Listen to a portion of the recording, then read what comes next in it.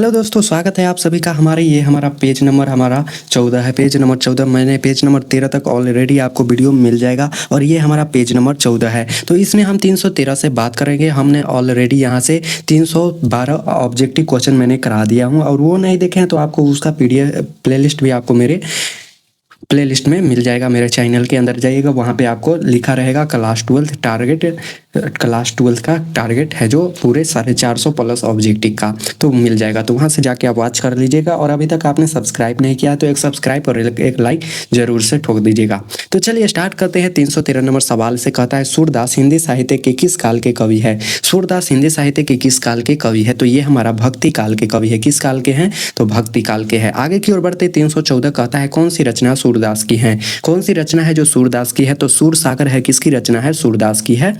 Option number सी यहाँ पे right answer हो जाएगा। आगे बढ़ते हैं 315 कहता है सूरदास की अनुमानित जन्म तिथि क्या है। यानी कि अनुमानित मतलब समझ सकते हैं, यानी कि इसका कोई था पता नहीं, सिर्फ अनुमान लगाया गया है से इनका जन्म कब हुआ था।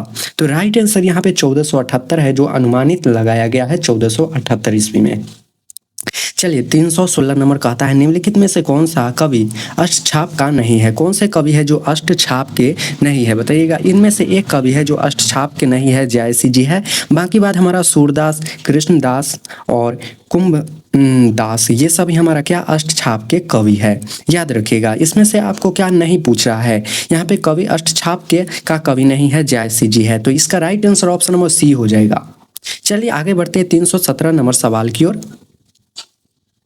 317 नंबर सवाल हमारा कहता है, यहाँ पे देखिएगा 317 कहता है साहित्य लहरी किसकी रचना है। साहित्य लहरी है जो किसकी रचना है, तो ये सूरदास की रचना है। किसकी रचना है, तो सूरदास की रचना है। साहित्य लहरी किसकी रचना है, सूरदास की है। चलिए आगे बढ़ते 318 कहता है अंतोन चेखव की कहानी है। अंतोन चेखव की कहानी कौन सी है। अंतोन चेखव की कहानी है क्लक की मौत। क्लक की मौत। ऑप्शन नंबर यहाँ ए हो जाएगा, बिल्कुल ही राइट आंसर हो जाएगा। 319 नंबर सवाल कहता है सूरदास के गुरु का नाम क्या था। सूरदास के गुरु का क्या नाम था, तो इनका नाम था बल्लवाचार्य था। क्या नाम था, बल्लवाचार्य। ऑप्शन नंबर यहाँ सी हो जाएगा, एकदम से राइट आंसर।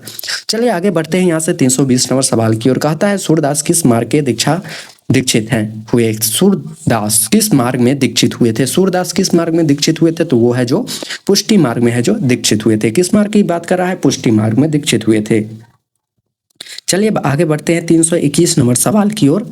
321 नंबर सवाल कहता है हमारा बल्लवाचार्य ने मिलने के पूर्व सूरदास किस भाव के पद गाते थे। बल्लवाचार्य है जिनसे मिलने के पूर्व यानी पहले सूरदास किस भाव के पद गाते थे। तो किस भाव के पद गाते थे, तो वो है जो दैन्य भाव के पद गाते थे। दैन्य भाव के क्या पद गाते थे। उसके बाद किस क्या के प्रेम के पीर के कवि कौन है, कड़वा मलिक मोहम्मद जैसी जी है, याद रखिएगा। चलिए आगे बढ़ते 322 नंबर सूरदास की कृति है। सूरदास की कौन सी कृति है, यहाँ पे सूरदास की हमारा साहित्य लहरी किसकी कृति है, तो सूरदास की, याद रखिएगा। चलिए आगे की ओर बढ़ते हैं 326 नंबर सवाल की ओर। कहता है सूरसागर किस भाषा में रचित है। सूरसागर किस भाषा में रचित है, ब्रज भाषा में। किस भाषा में है, तो ब्रज भाषा में। ऑप्शन नंबर यहाँ पे सी हो जाएगा, एकदम से राइट आंसर। चलिए आगे 324 देखते हैं सूरदास के संकलित पदों में कौन रस है। सूरदास के संकलित पदों में कौन सा रस है, बताइएगा। यहाँ पे हमारा वात्स्य रस हो जाएगा। क्या है, वात्स्य रस। ऑप्शन नंबर बी है जो एकदम से राइट आंसर हो जाएगा, वात्स्य रस। चलिए 325 कहता है कानिया का क्या अर्थ होता है। कानिया का क्या अर्थ होता है। कानिया का क्या अर्थ होता है, इंपॉर्टेंट सवाल है। कानिया का अर्थ होता है गोद होता है। क्या होता है, गोद। ऑप्शन नंबर यहाँ पे डी है जो एकदम से राइट आंसर हो जाएगा। और आगे की ओर हमारा अगला सवाल हमारा प्रस्तुत है स्क्रीन के सामने। यहाँ पे 326 नंबर कहता है भगवान श्री कृष्ण किस कवि के पूज्य थे। ये है भगवान श्री कृष्ण जी है जो कौन से कवि है जो भगवान श्री कृष्ण को बहुत ही ज्यादा पसंद करते थे, पूजते थे, तो कौन है, तो सूरदास जी है। तुलसीदास किसके हैं, तो हमारा रामचरितमानस यानी राम जी के बहुत ही बड़े भक्त थे। चलिए आगे बढ़ते हैं 327 कहता है सूरदास की मृत्यु कब हुई थी। सूरदास की है जो मृत्यु कब हो गई थी, याद रखने वाला सवाल है। सूरदास की मृत्यु है जो 1583 ईस्वी में हुआ था। कब हुआ था, तो 1583 ईस्वी में हुआ था। और सूरदास की जन्म हुआ था 1478 ईस्वी में। कितना, 1478 ईस्वी में इनका जन्म हुआ था। और ये कब तक जिए, 1583 ईस्वी में जिए। है जो निधन हुआ था और ये हमारा जन्म हुआ था। याद रखिएगा, ये सवाल इंपॉर्टेंट है। चलिए आगे बढ़ते हैं। 328 नंबर कहता है कविता करके तुलसी न लसे, कविता लसी पा तुलसी की कला। ये पंक्ति किसको अमर बनाती है? यह पंक्ति है जो किसको अमर बनाती है? कविता करके तुलसी न लसे, कविता लसी पा तुलसी की कला। ये पंक्ति किसको अमर बनाती है? तो यहाँ पे 28 का एकदम से राइट आंसर। यहाँ पे आपको जब भी बीच में आपको तुलसी मिल गया, तुलसी किससे संबंधित है? रामायण से संबंधित है।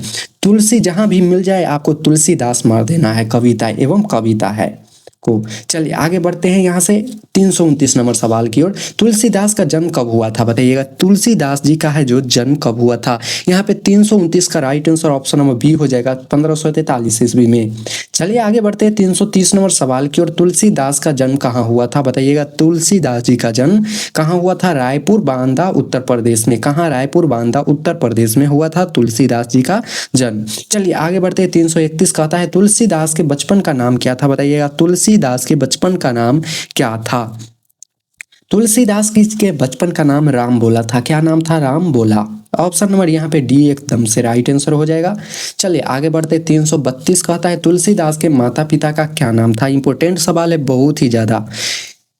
तुलसीदास के माता का नाम क्या था? हुलसी एवं आत्माराम दुबे। हुलसी उनकी माँ, तुलसीदास की माँ का नाम था एवं आत्माराम दुबे उनके पिता का नाम था। आगे बढ़ते 333 कहता है तुलसीदास की पत्नी का क्या नाम था? तुलसीदास जी के भाई जो पत्नी थी उनका नाम रत्नावली था। क्या नाम था? रत्नावली नाम था। आगे बढ़ते 334 नंबर सवाल की ओर और कहता है हमारा तुलसीदास के दीक्षा गुरु कौन थे? इंपॉर्टेंट सवाल है। तुलसीदास के दीक्षा गुरु नरहरि दास है। कौन है? तो नरहरि दास सी है जो एकदम से राइट आंसर हो जाएगा। आगे बढ़ते हैं 335 नंबर सवाल की ओर। कहता है तुलसीदास ने घर का परित्याग क्यों किया? तुलसीदास है जो घर का परित्याग क्यों कर दिए थे?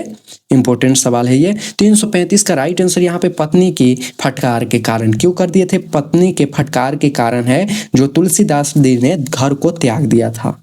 चलिए 336 का आंसर आपको कमेंट में बताना है। तुलसीदास का अस्थाई निवास किस जगह पर है?